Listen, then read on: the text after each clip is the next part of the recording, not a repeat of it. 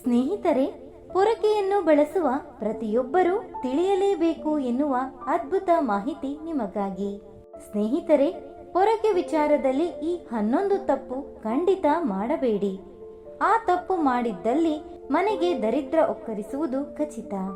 ಸ್ನೇಹಿತರೆ, ಸ್ಕಿಪ್ ಮಾಡದೆ ಪೂರ್ತಿ ಮಾಹಿತಿ ನೋಡಿ, ಏಕೆಂದರೆ ಅರ್ಧಂಬರ್ಧ ತಿಳಿಯುವ ಜ್ಞಾನ ಅಥವಾ ಮಾಹಿತಿ ಯಾವತ್ತಿಗೂ ವ್ಯರ್ಥ.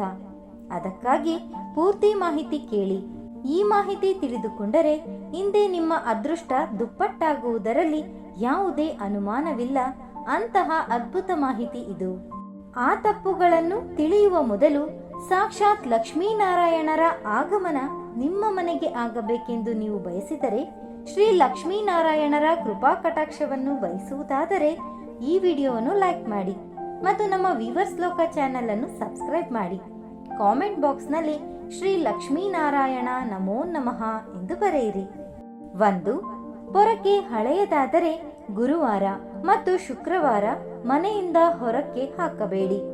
ಗುರುವಾರ ಶ್ರೀಮನ್ನಾರಾಯಣ ಮತ್ತು ಶುಕ್ರವಾರ ಲಕ್ಷ್ಮೀದೇವಿಯ ದಿನವಾಗಿದೆ. ಈ ದಿನ ಮನೆಯಿಂದ ಪೊರಕೆ ಹೊರಗಿಟ್ಟರೆ ಲಕ್ಷ್ಮಿ ಮನೆಯಿಂದ ಹೊರಗೆ ಹೋಗುತ್ತಾಳೆ ಎನ್ನಲಾಗುತ್ತದೆ. 2. ಪೊರಕೆ ಖರೀದಿಗೂ ದಿನ ಇದೆ. ಶುಕ್ರವಾರ ಅಥವಾ ಶನಿವಾರ ಪೊರಕೆ ಖರೀದಿಗೆ ಶುಭ ದಿನ ಎನ್ನಲಾಗುತ್ತದೆ. ಈ ದಿನ ಪೊರಕೆ ಖರೀದಿ ಮಾಡಿದರೆ ಮನೆಯ ಆರ್ಥಿಕ ಸ್ಥಿತಿ ಚೆನ್ನಾಗಿರುತ್ತದೆಯಂತೆ, ಸಂಪತ್ತು ಸಮೃದ್ಧಿಯಾಗಿರುತ್ತದೆಯಂತೆ. 3. ವಾಸ್ತು ಪಂಡಿತರ ಪ್ರಕಾರ ಕೃಷ್ಣ ಪಕ್ಷದಲ್ಲೇ ಹೊಸ ಪೊರಕೆ ಖರೀದಿಸಬೇಕಂತೆ. ಶುಕ್ಲ ಪಕ್ಷದಲ್ಲಿ ಪೊರಕೆ ಖರೀದಿ ಸರಿಯಲ್ಲವಂತೆ. 4. ಪೊರಕೆ ಮನೆಯಲ್ಲಿ ಎಲ್ಲೆಂದರಲ್ಲಿ ಇಡಬಾರದು. ಮನೆಯಲ್ಲಿ ಯಾರ ದೃಷ್ಟಿಯು ಬೀಳದ ಜಾಗದಲ್ಲಿ ಪೊರಕೆ ಇಡಬೇಕು. 5. ಯಾವತ್ತಿಗೂ ಕೂಡ ಗಂಡ ಹೆಂಡತಿ ಮಲಗುವ ಹಾಸಿಗೆ ಕೆಳಗಡೆ ಪೊರಕೆ ಇಡುವ ಪರಿಪಾಠ ಇಟ್ಟುಕೊಳ್ಳಬೇಡಿ. 6. ಸೂರ್ಯಾಸ್ತದ ಬಳಿಕ ಯಾವತ್ತಿಗೂ ಪೊರಕೆ ಬಳಸಬಾರದು ಎಂದು ಹೇಳುತ್ತಾರೆ. 7. ಕೆಲವರು ಕೋಪ ಬಂದಾಗ ಪೊರಕೆಯಲ್ಲಿ ಹೊಡೆದು ಬಿಡುತ್ತಾರೆ. ಯಾವುದೇ ಕಾರಣಕ್ಕೂ ಇಂತಹ ತಪ್ಪನ್ನು ಮಾಡಲೇಬೇಡಿ. 8. ಪೊರಕೆಯನ್ನು ಕಾಲಿನಿಂದ ತುಳಿಯಬೇಡಿ ಅಥವಾ ಕಾಲಿನಿಂದ ಸರಿಸುವುದನ್ನು ಮಾಡಬೇಡಿ. ಪೊರಕೆಯನ್ನು ದಾಟಬಾರದು, ಇವೆಲ್ಲ ನಿಷಿದ್ಧ. 9. ಅಡುಗೆ ಮನೆ ಗುಡಿಸಲು ಪ್ರತ್ಯೇಕ ಪೊರಕೆ ಇಟ್ಟುಕೊಳ್ಳಿ, ಇದು ತುಂಬಾ ಶುಭ ಎನ್ನಲಾಗುತ್ತದೆ. 10. ಮನೆ ಒಳಗೆ ಮತ್ತು ಹೊರಗಡೆ ಗುಡಿಸಲು ಒಂದೇ ಪೊರಕೆ ಬಳಸಬೇಡಿ. 11. ಮನೆಯಲ್ಲಿ ಮೊಂಡು ಪೊರಕೆಯನ್ನು ಬಳಸಬೇಡಿ, ಅದು ದರಿದ್ರದ ಸಂಕೇತ. 12. ಹಾಸಿಗೆಯನ್ನು ಪೊರಕೆಯಿಂದ ಕ್ಲೀನ್ ಮಾಡಬೇಡಿ. 13. ಯಾರಾದರೂ ಮನೆಯಿಂದ ಹೊರ ಹೋದ ತಕ್ಷಣ ಮನೆಯಲ್ಲಿ ಕಸ ಗುಡಿಸಬಾರದು, ಕಾರಣ ಇದು ಯಾವುದೇ ಅಪಘಾತಕ್ಕೆ ಕಾರಣ ಎಂದು ಪರಿಗಣಿಸಲಾಗಿದೆ. 14.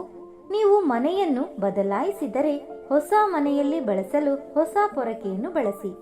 ವಾಸ್ತುಶಾಸ್ತ್ರದ ಪ್ರಕಾರ ಈ ರೀತಿ ಮಾಡುವುದು ಉತ್ತಮ ಹೆಜ್ಜೆ. 15. ಮನೆಯಲ್ಲಿ ಕಸ ಗುಡಿಸುವ ಪೊರಕೆಯಿಂದ ನಿಮ್ಮ ಕಾಲುಗಳ ಧೂಳನ್ನು ಒರೆಸುವುದನ್ನು ತಪ್ಪಿಸಿ, ಏಕೆಂದರೆ ವಾಸ್ತುಶಾಸ್ತ್ರದ ಪ್ರಕಾರ ಈ ರೀತಿ ಮಾಡುವುದರಿಂದ ಲಕ್ಷ್ಮೀದೇವಿಯು ಕೋಪಗೊಳ್ಳುತ್ತಾರೆ ಎಂದು ನಂಬಲಾಗಿದೆ. 16. ವಾಸ್ತುಶಾಸ್ತ್ರದ ಪ್ರಕಾರ ದೀಪಾವಳಿ ಪರ್ವದಲ್ಲಿ ಪೊರಕೆಯನ್ನು ಖರೀದಿಸುವ ನಂಬಿಕೆಯೂ ಇದೆ. ಪೊರಕೆ ವಾಸ್ತುಶಾಸ್ತ್ರದ ಪ್ರಕಾರ ಕೆಲವು ಮುಖ್ಯವಾದ ನಿಯಮಗಳು ಇಲ್ಲಿವೆ. ಪೊರಕೆಯನ್ನು ಮನೆಯ ನೈಋತ್ಯ ಅಥವಾ ಪಶ್ಚಿಮ ದಿಕ್ಕಿನಲ್ಲಿ ಇಡಬೇಕು. ಈ ದಿಕ್ಕುಗಳು ಸ್ಥಿರತೆ ಮತ್ತು ಸಮೃದ್ಧಿಯನ್ನು ಸೂಚಿಸುತ್ತವೆ.